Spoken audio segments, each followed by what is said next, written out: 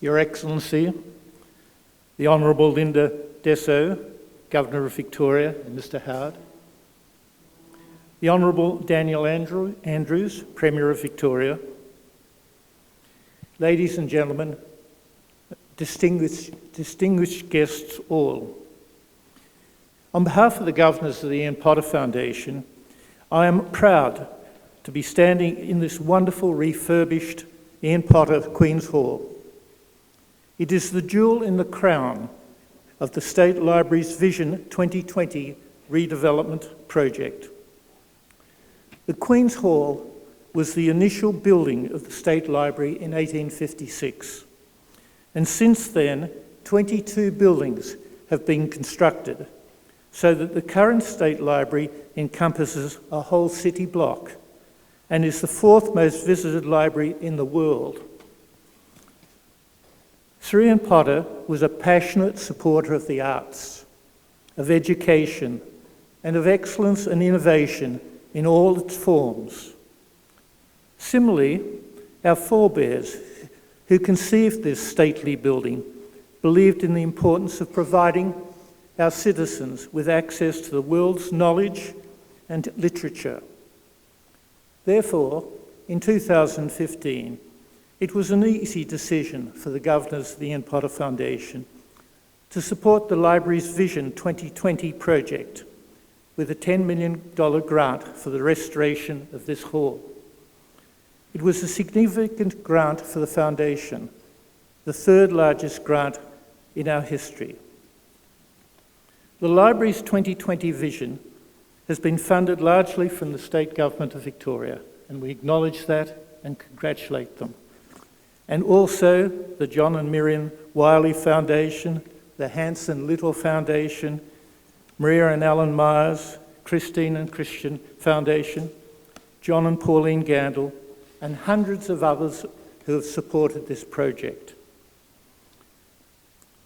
Throughout its long history, the library's mission has remained steadfast, to be a place of learning, discovery, and reflection, open to all.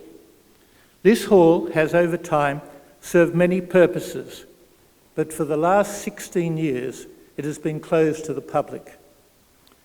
Tonight, we celebrate its restoration to its original purpose as a superb reading room, offering people from all walks of life an opportunity to access a world-class collection of literature and other educational resources. Returned to its former glory, the hall has also been enhanced and updated to meet the needs of this century and the digital age. It'll be a tranquil reading room during the day, seating more than 200 people. At night, it'll be transformed into an exceptional and unique venue for special events, such as we are experiencing this evening. I wish to congratulate the Library Board, their staff, the architects, and the contractors for the excellent restoration of the hall with its high ceiling, skylights, timber floors, and the restored heritage furniture along the sides. We can all feel very proud of what has been accomplished.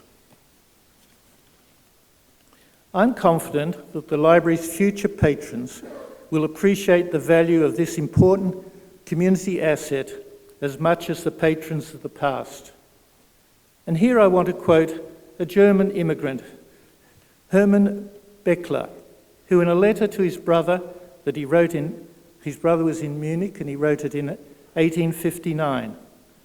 And he wrote about the State Library, and I quote, "Here you can quench your thirst for knowledge, learn what is necessary or useful in your life or position, and raise your thoughts above the low, common path of daily life by reading sublime prose and poetry." What a treasury of books. Books on every corner of the world. There's a lifetime's reading in this travel literature alone. I see books, can actually handle them and look at the maps and pictures inside. And here they are.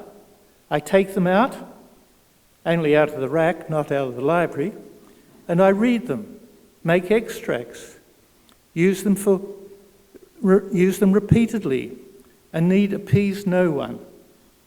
In effect, the books are mine, and everyone's. This is a public library. End of quote. The welcoming and democratic nature of this library has been its cornerstone and the basis of its success and appeal, earning its place in the hearts of all Victorians who are able to share the wonder and delight experienced by Herman Beckler 160 years ago. The Vision 2020 renovations of the library, and we celebrate tonight the opening of the Ian Potter Queen's Hall, part of that renovation, is a major step along its journey from a place of quiet study and learning from books to being a lively, cultural, community hub where people of all ages meet, greet, engage, and educate themselves. The State Library feeds our lust for learning and arouses our curiosity, and we are very proud to be part of that. Thank you.